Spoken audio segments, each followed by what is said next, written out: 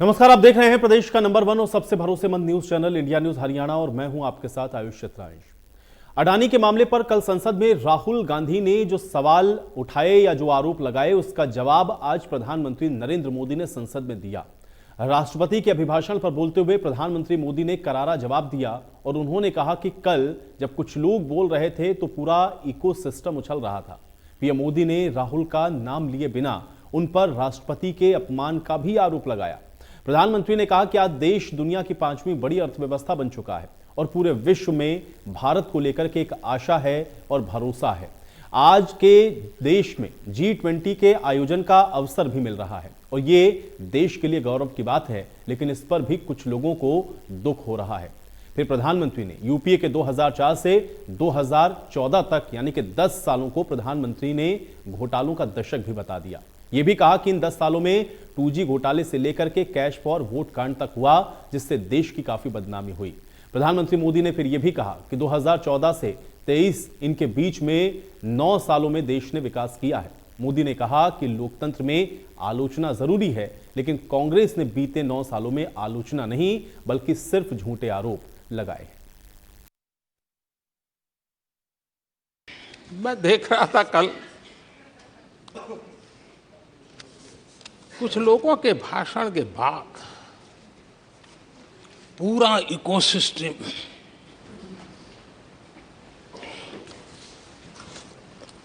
समर्थक उछल रहे थे और खुश होकर के कहने लगे ये हुई ना बड़ा, शायद नींद भी अच्छी आई होगी, शायद आज उठ भी नहीं पाए होंगे।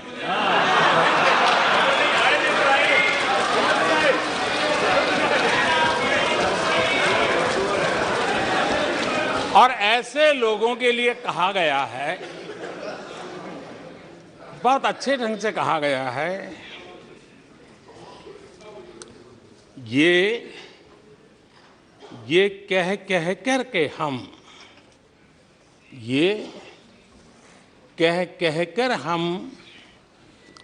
दिल को बहला रहे हैं, ये कह के हम दिल को बहला रहे हैं। वो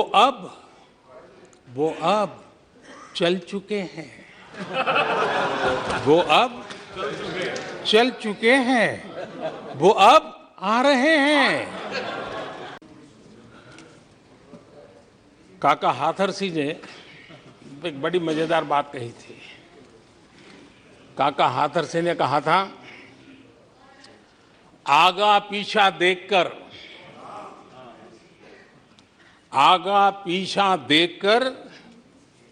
क्यों होते गमगीन, जैसी जिसकी भावना वैसा दिखे सीन।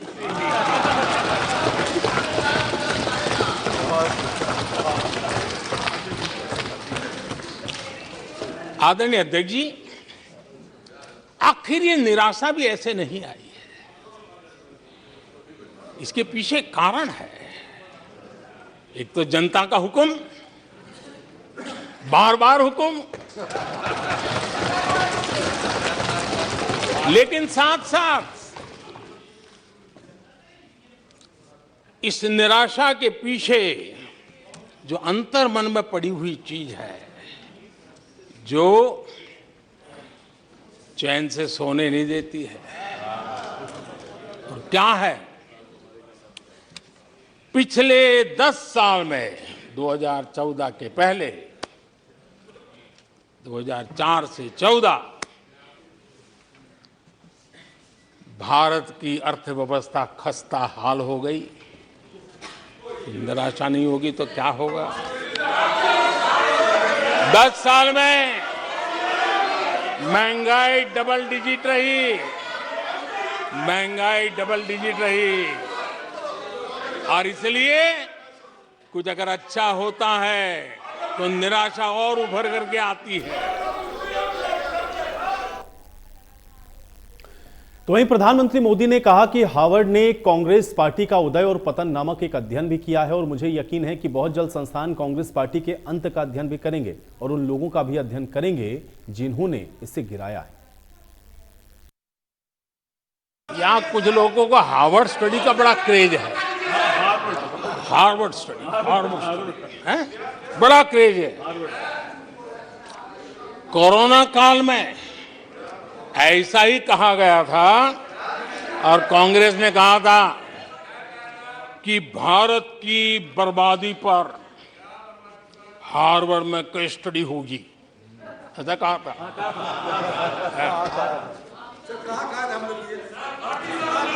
और कल फिर सदन में हार्वर्ड यूनिवर्सिटी में स्टडी की बात कल फिर हुई, लेकिन माननीय अध्यक्ष जी, बीते वर्षों में माननीय अध्यक्ष जी, बीते वर्षों में हार्वर्ड में एक बहुत बढ़िया स्टडी हुई है, बहुत इंपॉर्टेंट स्टडी हुई है। और उस स्टडी है, उसका टॉपिक क्या था मैं जरूर सदन को बताना चाहूंगा। और ये स्टडी हो चुकी है। स्टडी है the rise and decline of India's Congress party. ये स्टडी हो चुका है और मुझे विश्वास है अध्यक्ष जी, मुझे विश्वास है भविष्य में कांग्रेस की बर्बादी पर सिर्फ हार्वर्ड नहीं, बड़े बड़े विश्वविद्यालयों में अध्ययन होना ही होना है और डुबाने वाले लोगों पर भी होने वाला है।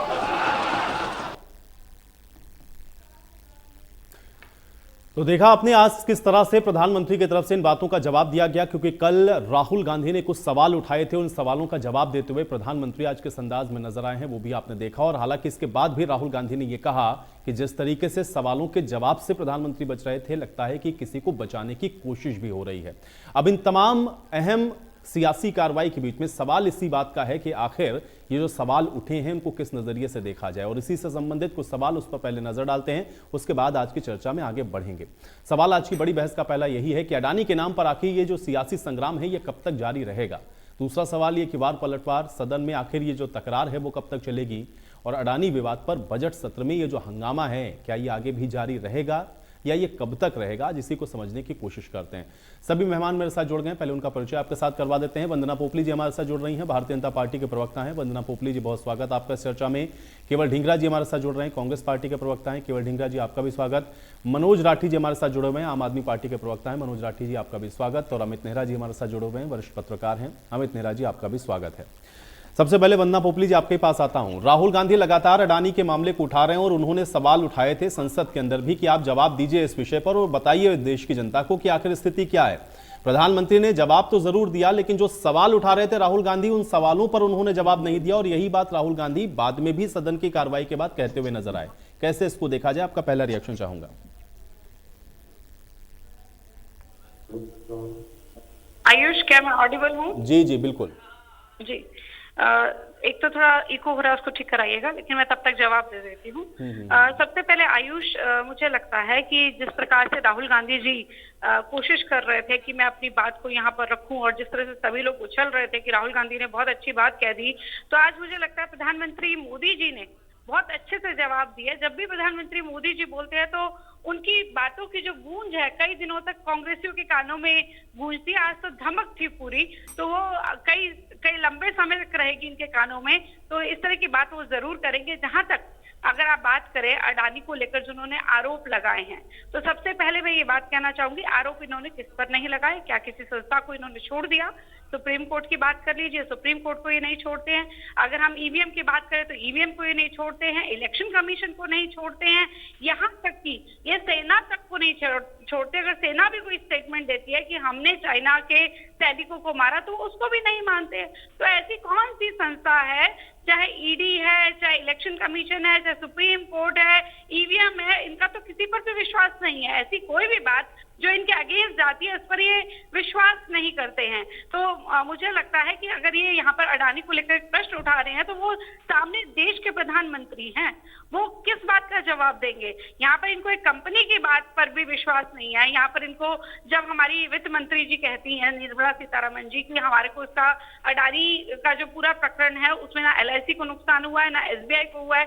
LIC खुद आकर कहती है कि हमें सिर्फ 1% इन्वेस्टमेंट किया था, हमें कोई नुकसान नहीं है। SBI आकर कहता है कि हमें कोई नुकसान नहीं है, लेकिन ये बार बार प्रश्न उठाते हैं। दूसरी बात, आयुष, अगर कहीं पर कोई मीडिया में रिपोर्ट छपती है और उसके बेसिस पर कुछ इवेंट होते हैं, हिडनबर्ग एक मीडिया रिपोर्ट थी, तो मीडिया रिपोर्ट के छपने पर अगर संसद में जवाब दिया जाने लगा तो मुझे लगता है तो सारा समय यही चर्चा होती रही, उसके अलावा चर्चा होगी नहीं। एक रिपोर्ट छपती है और उसके बेसिस पर एक कंपनी के शेयर के प्राइसेस कम हो जाते हैं और उस रिपोर्ट पर आप कहते हैं कि संसद में चर्चा करिए, अगर आपको कोई डाउट है तो आप कोर्ट क्यों नहीं चले जाते?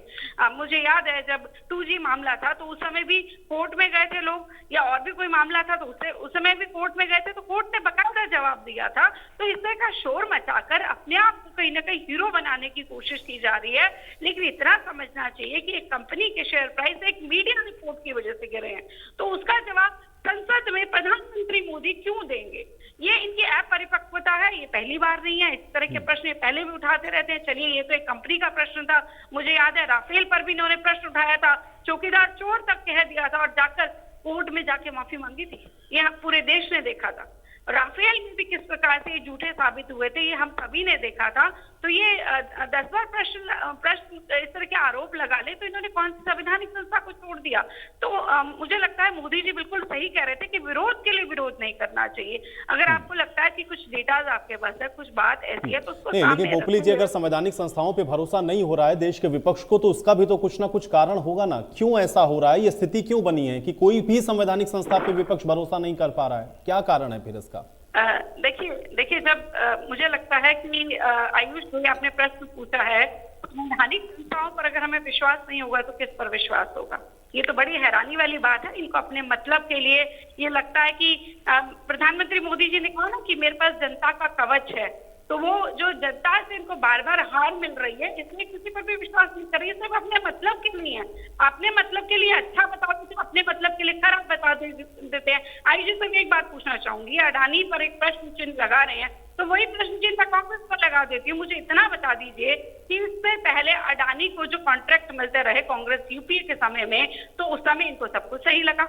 आज ये कह रहे हैं जैसे आप राजीव के समय में इनको कॉन्ट्रैक्ट मिला, नरसिम्हा राव के समय इनको मुद्रा पोर्ट मिला, मनमोहन जी के टाइम में भी इनको FCI का 15 साल का नहीं, लेकिन सवाल तो वंदना जी इसीलिए हुआ ना कि इसीलिए मिला तो इनके समय में, लेकिन फिर वो 609वें नंबर से दूसरे नंबर तक तो आपके शासन में आ गए ना। तो सवाल तो इसी बात का है कि चलिए एक उद्योगपति के तौर पर सरकार को जो करना चाहिए सरकार उतना बैकअप भाई कर रही है कि चलिए ठीक है सबको लेकर के चल रही है, लेकिन वो 609 नंबर पर थे, वो दूसरे नंबर पर आ गए आपके शासनकाल में। तो ये तो सवाल उठना लाजमी। भाई बताइए ऐसी क्या आप लोगों ने सहूलियत दे दी?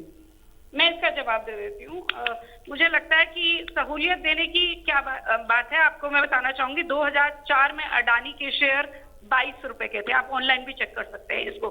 2014 में 530 रुपए का शेयर था, कितना गुना बढ़ा?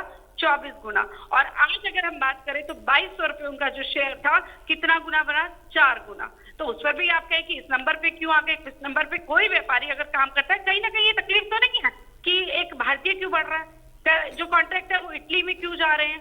सभी भारतीयों को जो है वो आगे बढ़ रहे हैं। हम आत्मनिर्भर भारत की बात करते हैं, हम उद्यमियों को आगे बढ़ाने की बात करते हैं, हम MSME की बात करते हैं। तो वहां पर इनको ऐसा कहीं ना कहीं नहीं ये ठीक है, लेकिन ये भी आरोप विपक्ष का हमेशा रहता है वंदना जी कि कोई भी बात होती तो फिर आप लोग उसको देश के साथ या देशभक्ति के साथ जोड़ देते हैं। बहरहाल जवाब दीजिए ढींगरा जी, क्योंकि आप लोगों ने जो सवाल उठाया प्रधानमंत्री जी ने जो जवाब दिए उसमें भाई अडानी का तो कहीं जिक्र था नहीं, लेकिन प्रधानमंत्री इशारों में बहुत कुछ कह के गए हैं। आज कैसे देखते हैं इसको आप?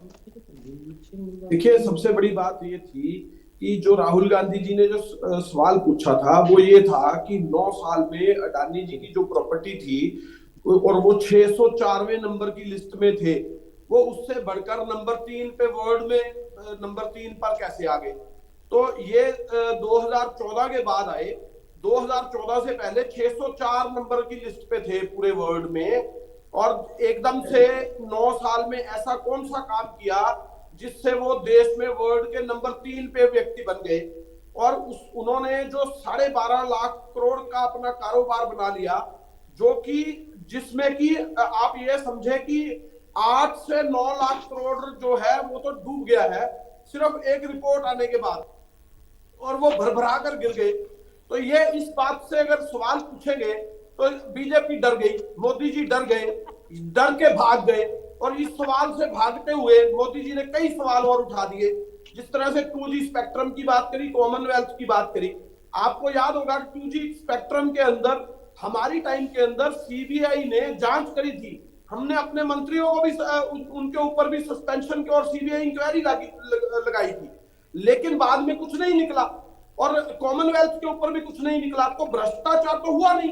तो मोदी जी आज उस बातों का चर्चा में कर रहे थे, लेकिन ये भूल गए कि उस समय उसका रिजल्ट तो कुछ भी नहीं था। लेकिन जहां तक मोदी जी अडानी के जहाज में क्यों जाते थे, एयरपोर्ट कैसे उनको मिल रहे थे, सी पोर्ट कैसे मिल रहे थे, इजराइल में जैसे आर्म्स दिलवाने की बात हो रही थी, श्रीलंका के प्रोजेक्ट दिलवाने की बात हो रही थी, एजेएल के हेलीकॉप्टर्स का प्रोजेक्ट जो है वो एक नॉन जो आदमी किसी ऐसी संस्था में ऐसे सिस्टम का कोई समझ नहीं है जिसको, उस अडानी को ये सारे के सारे प्रोजेक्ट किस तरह से मिले। जब ये पूछा गया तो इस करके मोदी जी को थोड़ी सी तकलीफ हो रही थी इस बात की, और वो जो जवाब दे रहे थे LIC क्यों डूब गई, उसकी रिपोर्ट आने पर क्या ऐसा सिस्टम हुआ। अब अडानी जी भरभरा कर जो है एकदम से गिरकर इतने नंबर पे कैसे पहुंच गए। अब हम उसके बारे में अगर जेपीसी की मांग करते हैं तो इसमें गलत बात क्या है, क्योंकि मोदी जी की पोल खुलती है, इसलिए इस बातों को इधर उधर कर और बातें लाई जाए, कभी कुछ ले आओ, कभी किधर की बात ले जाओ, कभी किधर से घुमा दो, ये काम है। लेकिन ढींगरा जी मुझे बताइए कि जेपीसी क्या कोई जांच एजेंसी है क्या? मुझे बताइए जेपीसी जांच करेगी कैसे? देखिए मैं तो कह रहा हूं ना, ये अगर ज्वाइंट पार्लियामेंट मैं उससे आगे की भी बात कर रहा हूं। मैं तो कह रहा हूं, मैं ये कह रहा हूं कि ढींगरा जी, मैं ये मानता हूं कि मैं ये कहता हूं कि चलिए मैं ये कहता हूं कि अगर जेपीसी गठित हो भी गई तो जेपीसी जांच करेगी कैसे, मुझे ये बताइए। मैं तो कह रहा हूं जेपीसी गठित करने में परेशानी क्या है, और दूसरी बात है जांच नहीं, जेपीसी गठित अगर हो जाती तो जांच कैसे करेगी, ये मुझे बताइए ना ढींगरा जी। बात सुनिए ना, जांच करेगी कैसे? जेपीसी की मांग तो कर रहे हैं, लेकिन जेपीसी मांग पूरी करने में इनको दिक्कत भी क्या है? नहीं, इनको तो दिक्कत है, ये तो भाई कह रहे हैं कि इनको, ये तो कह रहे हैं कि ये तो उनका काम है भाई, जिस कंपनी का है वो कंपनी उसका जवाब देगी। लेकिन मुझे बताइए कि अगर कल को जेपीसी गठित हो गई तो जेपीसी जांच करेगी कैसे? मैं तो कह ही नहीं रहा जांच करने की बात, मैं ये कह रहा हूं जेपीसी गठन करने में मोदी जी को परेशानी क्या है। फिर गठन के बाद जेपीसी क्या करेगी? गठन के बाद जेपीसी क्या करेगी? अरे बात तो सुन लीजिए यार, ऐसे मत करिए आप, सुनिए ना। ये अगर सुप्रीम कोर्ट के सिटिंग जज से अगर जांच हो जाए ये वाले सारे मामले की, या इसके बारे में सीबीआई को जांच दे दे, ईडी को जांच दे दे, भरोसा कर लेंगे सीबीआई और ईडी पर? सीबीआई और ईडी पर भरोसा कर लेंगे ढींगरा जी? जी बताइए। सीबीआई और ईडी पर भरोसा कर लेंगे ना, मैं बता रहा हूं। बहुत बढ़िया बात है। फिर तो यही मैं आपसे जानना चाह रहा था, यही मैं जानना चाह रहा था। अरे भाई सीबीआई और ईडी पर अगर भरोसा कर लेंगे तब तो सारी बात ही खत्म हो जाएगी। मैं ये कह रहा हूं कि अगर जेपीसी गठित कर भी देंगे तो भी जेपीसी इन्हीं संस्थाओं से तो रिपोर्ट लेगी जो संस्थाएं अपना जवाब रख रही हैं। आप ही बोल लो ना भाई साहब, जब मेरे को बोलने नहीं दे रहा तो फिर आप ही बोल लो। अरे मैं तो आपकी बात में आगे और बात जोड़ रहा हूं। आप तो कह रहे हैं जेपीसी, मैं तो कह रहा हूं जेपीसी गठित हो जाए, लेकिन जेपीसी जांच जो करेगी वो इन्हीं संस्थाओं से तो रिपोर्ट लेगी जो संस्थाएं कह रही हैं कि कोई गड़बड़ी नहीं है। आपकी बात सुनकर मैं आगे जोड़ रहा हूं। मैं ये कह रहा हूं कि हमने अपने टाइम के अंदर 2G स्पेक्ट्रम में सीबीआई जांच बिठाई थी। मोदी जी को दिक्कत क्या है सीबीआई जांच देने में? नंबर 1। नंबर 2, सुप्रीम कोर्ट के सिटिंग जज से क्यों नहीं इंक्वायरी होती, मैं ये कह रहा हूं। दूसरी बात और कह रहा हूं, मोदी जी ने इस बात का जवाब क्यों नहीं दिया, सबसे बड़ी बात यह है। दूसरी बात, संविधानिक जहां तक संस्थाओं की बात है, सीबीआई ईडी का एक्ट सिर्फ विपक्ष के लोगों पर ही के ऊपर हार हो रहा है। कोई सत्ता पक्ष पे भी कोई सीबीआई जांच उठाई है क्या मोदी जी ने? बता दीजिए, 8 साल में 9 साल में बिठाई हो कोई तो। चलिए, इस विषय में सीबीआई और ईडी पे कम से कम भरोसा है, ये बात सुनकर ही मुझे बहुत अच्छा लग रहा है। मनोज राठी जी, आप ये बता दो कोई नहीं, बिल्कुल सही बात है भाई, बिल्कुल सही बात है, आप बिल्कुल सही कह रहे हैं, लेकिन कम से कम भरोसा है आपको, ये बात मुझे अच्छी लग रही है। मनोज राठी, मैं तो एक मिनट, आप जांच करवाए नहीं, आप किसी चीज को वो करें नहीं, लेकिन आप टीवी के अंदर ये बात बोले, लोकसभा के अंदर ये बात बोले, सभी लोगों के बीच में ये बात नहीं, वो सवाल तो इसलिए राहुल गांधी ने उठाया ना। राहुल गांधी ने तो आज भी कहा जब प्रधानमंत्री भाषण करके गए तब उन्होंने खुद कहा मीडिया के सामने कि भाई हमने जो सवाल पूछा उसका तो जवाब दिया नहीं प्रधानमंत्री ने। मनोज राठी, मैं वही तो कह रहा हूं, नहीं बिल्कुल सही भाई, विपक्ष का काम है सवाल उठाइए, उससे मुझे कोई एतराज नहीं है, बस संस्थाओं पर अगर भरोसा है तो ये बहुत अच्छी बात है और ये बना रहना चाहिए। मनोज राठी, विनती है आपसे, पहले मेरी बात सुन ले, उस बात का सवाल का जवाब ले। मैं ये पूछ रहा हूं कि जो संवैधानिक संस्थाएं हैं उनके ऊपर सिर्फ विपक्ष के ऊपर ही प्रहार क्यों कर रही हैं? सत्ता पक्ष के ऊपर आज तक 9 साल में कितनी सीबीआई और ईडी की जांचें हुई हैं? थोड़ा सा मुझे एक फिगर। ठीक है, चलिए वो वंदना पोपली जी बताएंगे ना अभी। ठीक है मनोज राठी, पूछ रहा हूं इनसे। ठीक है वंदना पोपली जी, जांचें हुई। डिगड़ा साहब सुन लो एक बार बात। आयुष जी बोलो।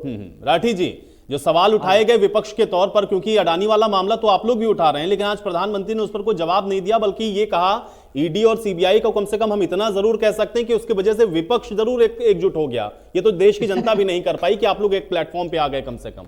मोदी जी जब सच्ची बात कह रहे थे, सीबीआई ईडी का दुरुपयोग इतना कर रहे हैं बीजेपी ने, किसी सरकार ने आज तक करे जी मां उसका भेज दे, और भेजने के बाद फोन कर दे ये लोग कि हमारी पार्टी में आज इससे बचना है। तो इसलिए ठीक कहे थे कि सीबीआई और ईडी का डर दिखा के सारे सौदा हमने एक मंच पर लिया है और एक मंच से उनको बीजेपी में घुसाने की तैयारी करने लग रहे हैं। देखो मोदी जी भाषण देने में तो माहिर हैं, पर काम एक भी नहीं करते। काम मांगे था विपक्ष ने, एक जवाब मांगा था कि जेपीसी का गठन कर दो, मोदी जी ने नहीं करा। और आप सवाल पूछ रहे हो कि जेपीसी किस प्रकार जांच करेगी। मैं आपको एक बात बताऊंगा, इस देश के अंदर सुप्रीम कोर्ट के जज जो है ईमानदार जज बैठे हैं और रिटायर्ड हो चुके ईमानदार जज। कमी नहीं ईमानदार लोगों की इस देश के अंदर, ईमानदार अधिकारियों की कमी नहीं है, ईमानदार नेताओं की कमी नहीं है। भाई बात सुन लो, अगर जेपीसी को अधिकार देते हैं जांच का, तो जेपीसी ईमानदार रिटायर्ड सुप्रीम कोर्ट के जजों से इसकी जांच करवा सकते हैं और 100% या जो जांच है या मोदी जी तक पहुंच जाएगी, क्योंकि मोदी जी इनके खास मित्र है, सारी दुनिया को पता है। अडानी आज फल फूल रहा है तो मोदी जी के कारण, नहीं तो राठी जी मैंने तो कहा ही नहीं इस देश में ईमानदार लोगों की कमी है। ईमानदार लोगों की मैंने तो कहा ही नहीं कि कमी। मैं तो ये कह रहा हूं कि जो भी लोग होंगे इस कमेटी के अंदर, मेरा सवाल समझिए पहले मैं क्या पूछ रहा हूं। मैं ये कह रहा हूं जेपीसी गठित हो गई, उसके अंदर आपने रिटायर्ड जजेस को भी रख लिया, लेकिन जो रिपोर्ट आप लेंगे वो तो आप इन्हीं संस्थाओं से लेंगे ना। या तो आप उस पर भरोसा करिए, और अगर नहीं करते हैं तो आप अलग क्या नया निकालेंगे उसके अंदर। भाई आपको तो वही मानना पड़ेगा जो रिपोर्ट वहां से आएगी। आयुष जी मेरी बात भी तो सुन लो पूरी। जब एक बात बताओ, जेपीसी की गठन की बात कर ली, तो जेपीसी जब गठन हो गए उसमें 50 सांसद हो गए, 10 सांसद हो गए, 30 सांसद हो गए, सभी को पता है ये ईमानदार है, ये भ्रष्ट है, ये ईमानदार लोगों को का चयन करेंगे और उन्हीं से जांच हो जाएगी। अब मोदी जी खुद अगर या मोदी सरकार खुद किसी का गठन कर रहे हैं, किसी एजेंसी को काम दे रहे हैं, तो इस बात की क्या गारंटी है कि वो ईमानदारी से काम करेंगे, दबाव में काम नहीं करेंगे। फिर जब जांच करवानी है तो मोदी जी को क्या दिक्कत है जेपीसी से? बताओ क्या दिक्कत है? मैं तो एक बात कहना भाई वो तो मोदी जी ही बताएंगे उनको क्या दिक्कत का गठन जो है वो ये इसलिए नहीं करने लग रहे, कहीं सांसद जो है ईमानदार आदमी को काम ना दे दे और ईमानदार आदमी की पोल ना खोल दे। एक बात बताओ, चलो आज मोदी जी ने विपक्ष का किसी सवाल का जवाब नहीं दिया। सबसे बड़ी बात मैं आपसे पूछूं, बीजेपी के प्रवक्ता हमारी बहन बैठी है वंदना पोपली जी, उनसे पूछूं, दिल्ली के अंदर आम आदमी पार्टी को एमसीडी में बहुमत दिया जनता ने, फिर ये मेयर क्यों नहीं बनने देते? क्या दिक्कत है? इनके पेट में कहां दर्द है? क्या मोदी सरकार जनतंत्र को नहीं मानती? क्या जनता के बहुमत को नहीं मानती? चलिए ठीक है, हम एमसीडी वाले विषय, ठीक है एमसीडी वाले विषय पर चर्चा किसी और दिन, ठीक है एमसीडी वाले विषय पर चर्चा किसी और दिन। सुनो मैं बताऊं, ये नहीं है चर्चा किसी और दिन हो, इन पर सवाल उठाना, इनसे पूछो। ठीक है, आज एमसीडी हमारा विषय नहीं है ना, आज हमारा एमसीडी विषय नहीं। हम एमसीडी में मेयर क्यों नहीं बना रहे हैं, जब हम उस पर चर्चा करेंगे तो आपके सवाल वैलिड हैं। आज नहीं, आज सबसे बड़ी बात है सरकार ने इस बजट में न बेरोजगारी को फायदा कराया, महंगाई, किसान, मजदूरों, किसी को फायदा नहीं करा, ऊपर से 10 लाख करोड़ उद्योगपतियों के तो माफ कर दिए, पर 100 रुपये किसी किसान के तो इन लोगों ने माफ नहीं करे। मैं इनसे पूछू हूं, जबकि देश का नारा है जय जवान जय किसान, जय जवान जय किसान, इस बजट में फौज की पेंशन क्यों नहीं बनाई, जबकि इनके सांसद और विधायक 10-10 पेंशन लेते हैं। मैं पूछना चाहता हूं इस सरकार से, बीजेपी के नेताओं से, भाई ये लोग तनख्वाह देते, पेंशन देते हैं नेताओं को 10-10, पर कर्मचारियों की ओल्ड पेंशन ठीक है, ये सवाल पूछेगा और ये सवाल चुनाव में पूछेगा। ठीक है, एक सेकंड, अमित नेहरा जी, अमित नेहरा जी, ठीक है, सवाल संसद के अंदर भी पूछेगा, यहाँ हो गए आपके सवाल, आगे मैं जवाब दूंगा। बात पूरी करता हूं, जबकि देश का नारा है जय जवान जय किसान है, और मोदी जी का नारा है, ठीक है, मोदी जी का नारा है जय भ्रष्टाचार, ठीक है, और जय, चलिए वो भ्रष्टाचार उजागर करेगा चुनाव में जाके, वही तो कहने हैं मोदी जी के, हमारे पास तो कवच है ना भाई जनता का, और जनता का रुपए भरोसा नहीं करेगी तो आपको बिठाएगी सत्ता में, आप आइएगा सत्ता में, आप सेवा करिएगा। ठीक है, अमित नेहरा जी कैसे देख रहे हैं, एक तो विपक्ष के सवाल और आज प्रधानमंत्री ने जो जवाब दिया है? ये तो बस संसद में खेल हो रहा है भाई, उन्होंने अपनी रस्म अदायगी कर दी, प्रश्न पूछ के इन्होंने जवाब दे के रस्म अदायगी कर दी। इससे हासिल क्या हुआ, नतीजा क्या निकला भाई? जो आम इन्वेस्टर हैं उनको जो लॉस हुआ है उनका क्या, ठीक है ना। अभी एक बात आई कि इस पूरे प्रकरण में LIC को घाटा नहीं हुआ, फला कंपनी को घाटा नहीं हुआ, फला बैंक को घाटा नहीं हुआ। अरे आम आदमी को तो घाटा हुआ है जिनके शेयर गिरे हैं। और देखिए भाई, बातें लच्छेदार हर कोई कर लेता है। जब 2G स्कैम हुआ था तो कपिल सिब्बल ने एक प्रेस कॉन्फ्रेंस की थी, तो उसमें ये था कि 2 लाख करोड़ का घोटाला है, कोई कह रहा था 4 लाख करोड़ का घोटाला है, कोई कितने कह रहा था। तो उन्होंने कैलकुलेशन समझाई थी देश के सामने कि इतना घाटा था, इतना लाभ हुआ, इतना हुआ, और कुल मिलाकर उन्होंने कह दिया कि 0 रुपए का इसमें घाटा हुआ, यानी कोई घाटा नहीं हुआ। तो वो चीजें क्या है कि हर पार्टी करती है जो सत्ता में होती है, अपने घोटालों को दबाने के लिए, अपने फेवर में वो अपना गणित जानती है और लगाती है और दिखाती है। तो ये इस बार हो रहा है यहाँ पे। अब थोड़ा सा समझिए क्या है मामला, माजरा क्या है। ये कह रहे हैं कि किसी संस्थान को घाटा नहीं हुआ, सरकार इसमें कोई पार्टनर नहीं है, कोई भागीदार नहीं है। कोई हर्षद मेहता का जो स्कैम हुआ था, मेरे ख्याल से वो एक पहला स्कैम था जो बड़े लेवल पे हुआ था। उसमें हुआ क्या था, मैं सरल सी भाषा में बताता हूँ, सबको समझ में आ जाएगा। हर्षद मेहता बैंकों से लोन लेते थे, लेकिन लोन वो कोई पूरी तरह गारंटी नहीं देते थे, वो गुडविल में ले लेते थे। भाई मेरे को 100 करोड़ रुपए दे दो आप, मैं आपको लौटा दूंगा।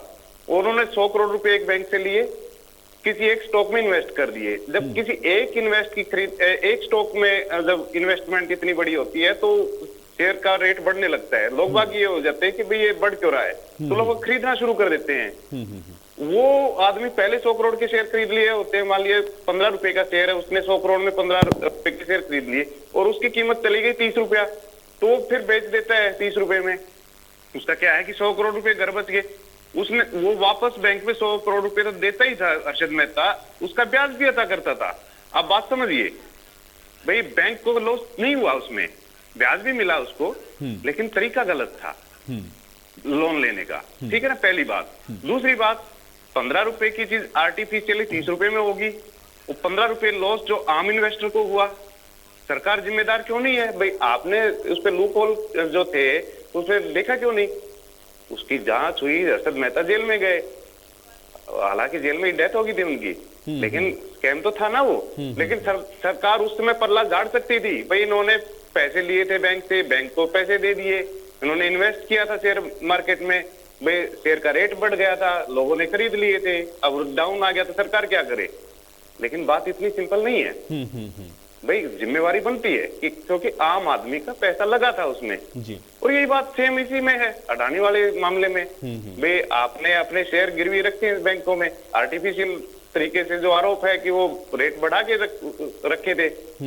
अब जैसे तेज में लोगों ने खरीदा और रेट डाउन आया तो लोगों को चूना लग गया।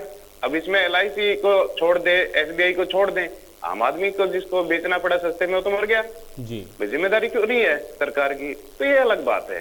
तो ठीक है, कांग्रेस ने हम हल्ला बोला है, लेकिन कांग्रेस को भी मान लिया नहीं सुन रही है सरकार, तो एक जन जागरण करना चाहिए, लोगों को समझाना चाहिए सरल भाषा में भाई ये घपला है, ठीक है ना। संसद में हमारी बात नहीं सुनी जा रही, जेपीसी नहीं गठित हो रही। अब बार बार जेपीसी की बात आ रही थी, तो एक बात कोई भी नहीं बता रहा कि जेपीसी आज तक जितनी भी जेपीसी बनी है वो कोई निष्कर्ष पे पहुंची है क्या? वो कोई निष्कर्ष पे पहुंची है क्या? उसका निष्कर्ष क्या रहा है? तो सिवाय लिपापोती के, तो वो बात ठीक है आपकी, फिर सरकार डर क्यों रही है, भाग क्यों रही है, जब उसका कोई निकलना ही नहीं हल। तो ये सारी चीजें ये आईवॉश है, ठीक है ना। और संसद में जो हाल फिलहाल में जो एक कहते ना कि बातों में दम नहीं रहा, यानी विश्वास नहीं करते लोग, आज तो वो भाषण ही है। तो लफाजी ज्यादा होगी आजकल संसद में, क्योंकि आपको ध्यान होगा मेरे ख्याल से 2014 की बात है, तो 11 जून 2014 को तो प्रधानमंत्री ने सबसे पहले अपना भाषण दिया था, पहला भाषण संसद में। तो उन्होंने ये कहा था कि हम संसद को अपराधी मुक्त करना चाहते हैं, जो भी जिन पे भी आपराधिक मुकदमे चल रहे हैं जिन सांसदों पे, तो हम उनके खिलाफ जल्दी से जल्दी है ना कोर्ट में उनकी सुनवाई करेंगे, और 1 साल के अंदर उनकी सुनवाई पूरी करके उनको या तो सजा हो जाएगी या बरी हो जाएंगे, हम अपराध मुक्त कर देंगे संसद को। लेकिन क्या हुआ, 2018 में उन्होंने सरकार ने सुप्रीम कोर्ट में जवाब दिया था कि कुल जो है ना केवल ये है, मैं आपको आंकड़ा बताता हूं, 1765 सांसद और विधायकों के खिलाफ 3816 मामले चल रहे हैं, और सिर्फ 125 का निपटारा हुआ था। 2018 की बात है, ये 4 साल का आंकड़ा है उसके बाद, ठीक है ना। और उसके बाद तो हद ही होगी थी, जुलाई 2020 में जो केंद्रीय गृह राज्य मंत्री अजय टहनी को बनाया था, तो उनके खिलाफ हत्या का मुकदमा चल रहा था। हालांकि वो बरी हो गए थे निचली कोर्ट में, लेकिन हाई कोर्ट में उसकी अपील पे फैसला सुरक्षित था, उसके बावजूद देश का गृह राज्य मंत्री बना दिया गया था उनको। तो चीजें क्या है कि मैं ये नहीं कह रहा कि आज का विषय अपराध नहीं है या इस तरह की चीजें नहीं है, लेकिन ये है कि जो सतर है जो भाषणों का, और जो एक मर्यादा होती है उसका पालन नहीं हो रहा है, एक जो गरिमा होती है उस गरिमा का भी पालन नहीं हो रहा है। ये मैं ये नहीं कह रहा कि सिर्फ सत्ता पक्ष की, पक्ष भी। नीरज जी, आपका कहना ये है कि अब लफाजी हो रही है, या जो इस तरह की तार्किक चर्चाएं हुआ करती थी या जो हम लोग दौर देखते थे वैसा नहीं है, जो कि आप अपने अनुभव से बता रहे हैं। वंदना पोपली जी, जवाब दीजिए। विपक्षी मित्रों ने जो सवाल उठाए, एक तो ये कि जो बेसिक सवाल है उससे तो आप भाग ही रहे हैं, और दूसरा ये है कि भाई कम से कम विपक्ष अगर सवाल उठा रहा है तो जवाब तो बनता है ना सदन के अंदर। आम आदमी का पैसा चाहे शेयर में ही क्यों ना लगा हो, गया है तो जिम्मेदारी तो उसकी आपकी भी है। देखिए, एक रिपोर्ट छपी है, उसके बेसिस पर शेयर के रेट कम हुए हैं। अब जहां तक रिपोर्ट छपने की बात है, तो मैं केवल इंदिरा जी से पूछना चाहूंगी कि स्विट्जरलैंड का अखबार है, फाइजर जिसका नाम था, उसने एक रिपोर्ट छापी थी जिसमें उन्होंने राजीव गांधी और सोनिया गांधी का नाम लेकर कहा था कि स्विट्जरलैंड स्विस बैंक में इनके पास 1.87 बिलियन अमाउंट जो है जमा है, फोटो के साथ उन्होंने वो रिपोर्ट छापी थी। उस पर इंक्वायरी आपने क्यों नहीं कराई? आपका समय था, इंक्वायरी छोड़िए, मानहानि का दावा ही कर देते, वो आपने नहीं किया। एक अल्बर्टस केबीजी के पूर्व थे, उन्होंने क्या क्या लिख दिया सोनिया गांधी के बारे में कि वो तो एजेंट है, तो आपने उस पर क्या इंक्वायरी कर दी, क्या आपने उस पर कुछ और आपने उसमें केस लगा दिया? तो मुझे ये लगता है कि एक रिपोर्ट छपी है हिंडनबर्ग की, और ये भी बहुत सामने से क्लियर आया है कि हिंडनबर्ग जो है वो रिपोर्ट के साथ साथ कहीं ना कहीं जो शेयर है उनको भी शॉर्ट करने का काम करती है, जिसका सीधा सीधा नुकसान एक कंपनी को हुआ है। और जो इसको भावनात्मक रूप से कहना कि लोगों का नुकसान हुआ है, तो बिल्कुल अमित नेहरा जी, नुकसान तो लोगों का हुआ है, लेकिन सरकार कहाँ से इसमें रिस्पॉन्सिबिलिटी है? सरकार क्या कर सकती है इसके लिए? और उसका जवाब राहुल गांधी को क्यों दे? क्योंकि इसमें सरकार की कहीं से इन्वॉल्वमेंट ही नहीं है। एक रिपोर्ट छपी और एक कंपनी के शेयर कम हुए, तो इसमें सरकार की कहाँ पर जवाब देगी? जब वित्त मंत्री कह चुके हैं कि हमारा कहीं पर इन्वॉल्वमेंट नहीं है, LIC कह चुका है, SBI कह चुका है, लेकिन उसके बाद भी अगर आप ये प्रश्न उठाते हैं तो उसका क्या किया जा सकता है? दूसरी बात, मुझे लगता है लेकिन मोदी जी के साथ तो नजदीकी है ना। राहुल गांधी तो बिल्कुल सीधा आरोप लगा रहे हैं कि वो तो गुजरात के मुख्यमंत्री थे, तब से लेकर के वो प्रधानमंत्री जब वो बने तब तो 9 साल में देखिए वो तो तीसरे नंबर पर पहुंच गए। ये तो सीधा आरोप है कि आप, वो तो ये सीधा कह रहे हैं कि प्रधानमंत्री के बहुत अच्छे मित्र हैं, दोस्त हैं, और इसी वजह से उनको फायदा पहुंचा रहे हैं आप लोग। वो तो सीधा आरोप लगा रहे हैं। आयुष, अच्छा प्रश्न पूछा आपने, मुझे याद भी आ गया, तो मैं इस बारे में आपको बता देती हूँ। आपको मालूम है सबसे ज्यादा प्रोजेक्ट अडानी के कहाँ पर चल रहे हैं? राजस्थान में। ठीक है, राजस्थान में 60,000 करोड़ के प्रोजेक्ट चल रहे हैं। उनको अभी पोर्ट मिला है, कहाँ मिला है? केरला में, जहाँ पर सांसद कौन है? राहुल गांधी। तो ये जो सब चीजें हैं, ये ज्यादा से ज्यादा जो इन्वेस्टमेंट है राजस्थान में हो रही है, केरला में हो रही है। मित्रता कहाँ पर दिखाते हैं? मोदी जी की तस्वीर लेकर आ जाते हैं संसद में, लेकिन रॉबर्ट वाड्रा के साथ तस्वीर है वो दिखाना भूल जाते हैं, गहलोत के साथ तस्वीर है वो दिखाना भूल जाते हैं। अभी कुछ हवाई जहाज की भी बात हो रही थी कि हवाई जहाज में लेकर जाते हैं, तो मुझे याद है सोनिया गांधी जी की एक पर्सनल यात्रा थी रशिया में, तो वो अंबानी के चार्टर प्लेन में बैठकर गई थी, उस पर जवाब ये नहीं देते हैं। तो मुझे लगता है कि अगर किसी व्यक्ति को बाहर के देश में अगर प्रोजेक्ट मिल रहे हैं, इंडियन है, भारत का व्यक्ति है, लेकिन आपको अडानी और अंबानी को मोदी जी से जोड़ना है, क्योंकि मोदी जी से आपको नफरत है, आपको तमाम तरह के आरोप लगाने। अभी आप बोल रहे थे ईडी के बारे में, आप बोल रहे थे सीबीआई के बारे में, आपको उन पर विश्वास है, लेकिन ये अपने मतलब के साथ नहीं होते हैं ये। तो सत्ता पक्ष के किसी नेता पर तो कार्रवाई आप करते नहीं है, तो यही तो भरोसा आप खो देते हैं। विपक्ष के लिए तो आपके पास ईडी भी है, सीबीआई भी है, लेकिन जब आपके अपने नेताओं के ऊपर उंगली उठे तो फिर ईडी सीबीआई नहीं जाती ना वहां पर, इसीलिए तो इन संस्थाओं पे भरोसा नहीं करता विपक्ष। आपके पास कोर्ट है, जाइए ना, प्रूफ ऐसा कोई व्यक्ति लगता है तो मैं सामने बैठी, मुझे बताइए आपके पास कोई प्रूफ है ऐसे, तो जहाँ पर ईडी सीबीआई ने काम नहीं किया मुझे बताइए, मैं आपके सामने बैठी हूँ यहाँ पर। आपके पास कोर्ट है, आपके पास संवैधानिक संस्थाएं हैं, और छोड़िए मीडिया भी, हालांकि मीडिया पर भी आप विश्वास नहीं करते, बाकी संवैधानिक संस्थाओं पर प्रश्न उठाते हैं तो मीडिया पर प्रश्न उठाते हैं, लेकिन आप बात तो करिए, बताइए कौन से व्यक्ति पर जो है एक्शन नहीं हुआ, उसका जवाब दे दीजिए।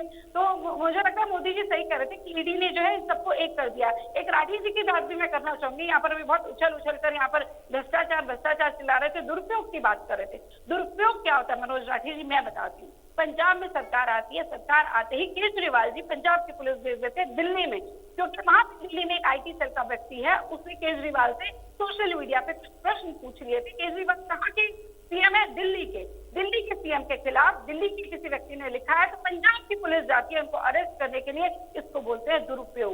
दुरुपयोग करने का काम आपका है। किस प्रकार से राज्यसभा की सीटें आपने बांटी और किस प्रकार से अपनी पूरा सिस्टम चला रखा है, सबको पता है। आप एसवाईएल पर तो जवाब नहीं देते, हर बार पूछूंगी आपसे, जब भी आप बैठेंगी तब पूछूंगी। आप हरियाणा आम आदमी पार्टी के प्रवक्ता हैं, एसवाईएल पर आपका क्या स्टैंड है, उस पर आप कभी भी जवाब नहीं देते। और एक और इम्पोर्टेंट बात, ये बार बार कहा जा रहा है कि राहुल गांधी का जवाब क्यों नहीं दिया, तो राहुल गांधी की बात का जवाब यहाँ पे राष्ट्रपति के अभिभाषण को बोल रहे थे प्रधानमंत्री, और जब एक कंपनी के बारे में प्रश्न है जिसका कोई कंसर्न नहीं है पार्लियामेंट में, आपने जेपी से पूछा कि वो कैसे काम करेगी, तो भी उसका जवाब धिंगड़ा जी ने नहीं दिया। तो राहुल गांधी की बात, वो तो बेसर पैर की कोई भी बात उठा रहे थे, वो तो कभी आटा लीटर में बता रहे थे, कभी बोल रहे थे हमारी सेना पिट रही थी, तो उन सब लेकिन जेपीसी के गठन तो पोपली जी हुए हैं ना, इसके पहले जब आप विपक्ष में थे आपने डिमांड की, तो उस समय जो सत्ता पक्ष में थे उन्होंने तो जेपीसी का गठन किया कम से कम। तो विपक्ष का अगर कोई बात कर रहा है उसको भी तो भरोसे में आप लेंगे, लोकतंत्र चलाएंगे कैसे? भाई जेपीसी का गठन कर दीजिए। अगर आप ये मान रहे हैं कि इसमें कोई किसी तरीके की कोई दिक्कत नहीं, तो भाई जेपीसी का गठन करिए, इन्वॉल्व करिए सबको इसमें। क्यों आप भाग रहे हैं इससे? मुझे लगता है जो भी नीति आई है या जो भी स्टेप लिए गए हैं, ऐसी कौन सी नीति है जिस पर प्रश्न नहीं उठाया? ये तो चलना ही नहीं देना चाहते। आज भी देखा इन्होंने वॉकआउट कर गए। जैसे ही प्रधानमंत्री मोदी जी का भाषण चल रहा था, शशि थरूर जी वापस आए तो प्रधानमंत्री मोदी जी ने उनका धन्यवाद भी, थैंक यू भी बोल दिया उनको कि आप अलग हो गए कहीं ना कहीं से, जो आप सबसे पहले यहाँ पर वापस पहुंच गए हैं। तो हम तो चाहते हैं कि विपक्ष प्रश्न उठाए, लेकिन एक कंस्ट्रक्टिव हो ना। ये तो नहीं कि जरूरी, मोदी जी आज इसी बात को कह रहे थे कि जबरदस्ती आरोप लगाने वाली बात तो ना हो ना, कंस्ट्रक्टिव बात है तो उसका जवाब भी दिया जाएगा। आपके पास तमाम तरह की संस्थाएं हैं, आप वहां पर जाइए, किसने मना किया है आपको? ढींगरा जी कंस्ट्रक्टिव बात करेंगे तो जवाब मिलेगा। देखिए, हमारे देश का 9 लाख करोड़ डूब गया, वो कंस्ट्रक्टिव बात ही नहीं लग रही इनको। अब इसका क्या इलाज है?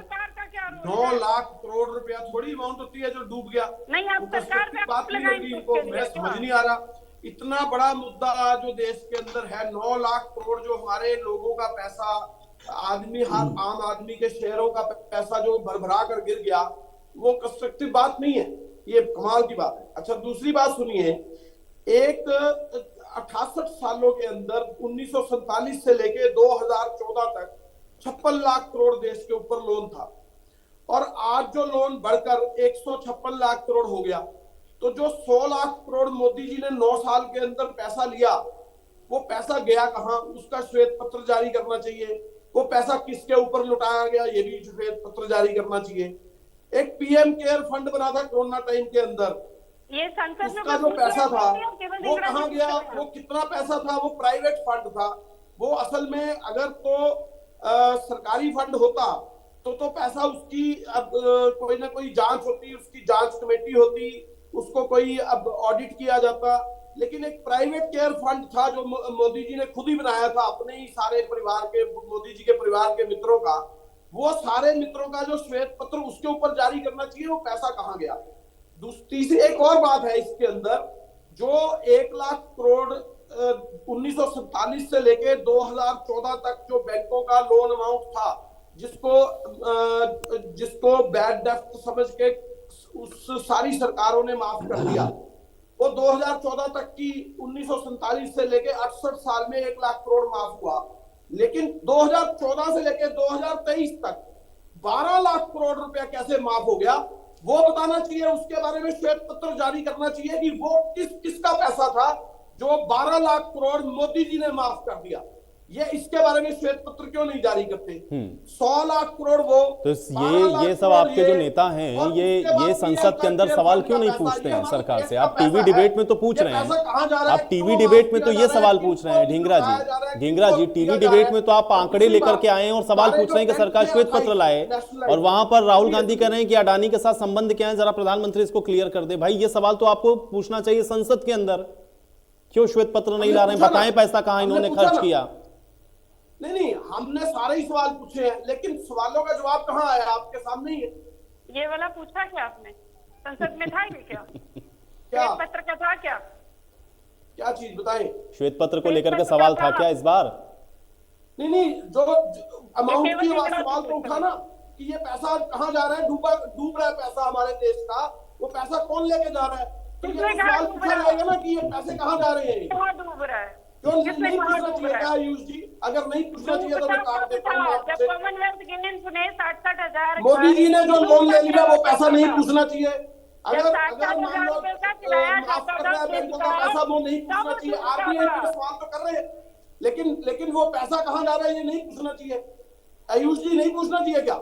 अरे बिल्कुल पूछिए भाई, क्यों मैं कहाँ मना कर रहा हूँ आपको? यही तो मैं कह रहा हूँ, लेकिन आप पूछ कहाँ रहे हैं? कंस्ट्रक्टिव यही तो सवाल है कि आप पूछे भाई इतना लोन लिया था, कहाँ खर्च किया आपने? बीजेपी की प्रवक्ता इतनी बड़ी, इतनी समझदार प्रवक्ता है, इनको जवाब देना चाहिए ये पैसा जा कहाँ रहा है, श्वेत पत्र जारी क्यों नहीं करवाते? ठीक है, वो श्वेत पत्र क्यों नहीं जारी किया या वो पैसा कहाँ जा रहा है, वंदना जिसका जवाब देंगे। लेकिन मनोज राठी जी, आप कर रहे हैं संवैधानिक संस्थाओं का गलत इस्तेमाल, वंदना जी बता रही पंजाब की पुलिस भेज देते हैं, आप तो बताइए दिल्ली में कौन गलत इस्तेमाल कर रहा है? जो सत्ता में आ रहा है हर कोई अपने इस तरह से इस्तेमाल कर रहा है। देखो, पहले तो मैं एक बात बताऊंगा, वंदना जी हमारी बेबे है, उनको भी सारी बातों का पता है। मोदी जी अडानी पर क्यों नहीं बोल रहे? सबसे बड़ी बात है, मोदी जी छोटी छोटी बातों पे तो बोलते हैं, लेकिन अडानी जी देश के सबसे बड़े उद्योगपति हैं, और इतना बड़ा मामला हो गया। देश की करेंसी आज की डेट आई हुई है, आज की डेट में ही 82 पॉइंट कुछ रुपए डॉलर हो गई। आप एक बात देखो कि 9 लाख करोड़ रुपए देश के डूब गए, मोदी जी चुप है, एक भी शब्द नहीं बोल रहे। विपक्षियों में तो बोलते हैं, छोटी छोटी बातों पे बोलते हैं, लेकिन जब भी कोई बात ऐसी होती है तो बीजेपी के नेता राष्ट्रवाद का चोला ओढ़ लेते हैं, राष्ट्रवाद की बात करते हैं, पता नहीं कहां से बात निकाल के लगते, बोला जी सेना के खिलाफ बोले। अरे भाइयों, सेना के खिलाफ आपको क्या पता? आप लोग बोलते हो, हमारे तो खुद की भाई सेना में, मेरा सगा भाई सेना में। मैं तो आप लोगों को बताऊं कि हमारे चाचे ताऊ, हमारे परिवार के लोगों ने सेना में बलिदान दिया है।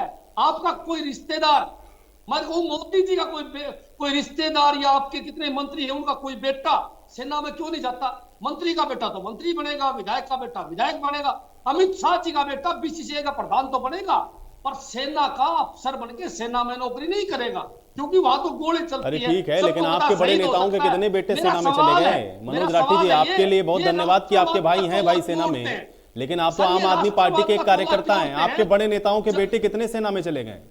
हाँ, यही तो सवाल है ना, इनको जाना चाहिए ना सेना में। मैं तो बार बार वंदना जी से एक बात पूछूं, नहीं, आपके बड़े नेताओं के बेटे गए क्या सेना में? आओ कमाल करा जी, हमारे भाई जब फौज में है। और बात सुनो, नहीं तो ऐसे तो वंदना जी का भी कोई रिश्तेदार हो सकता है, ऐसे तो बीजेपी के पता नहीं कितने प्रवक्ता हैं, उनके भी रिश्तेदार हो सकते हैं, उनके भाई बहन भी हो सकते हैं। मुझे व्यक्तिगत तौर पर नहीं पता, हो सकता वंदना जी के यहाँ कोई होगा भाई सेना में। चोला क्यों ओढ़ते हो?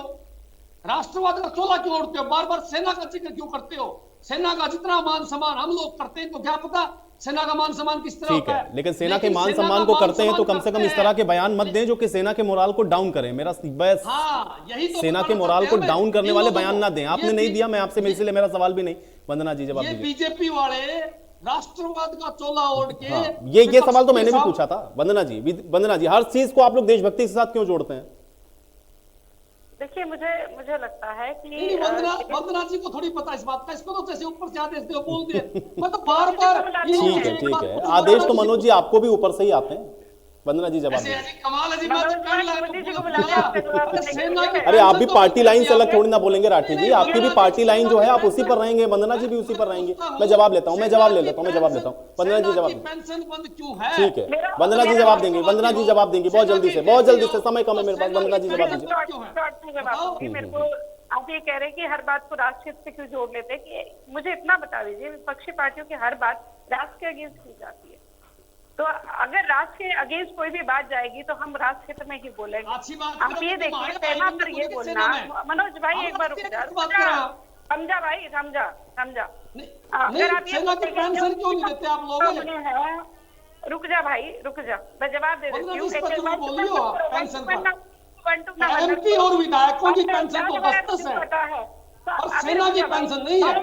सेना की भी पेंशन है, हम ही लाए थे 1 पेंशन 1 रैंक। कहाँ पेंशन है? अब सैनिक बल जो बॉर्डर पर जान देते हैं बीएस वाले, कहाँ पेंशन है उनकी? अग्निवीरों की कहाँ पेंशन है?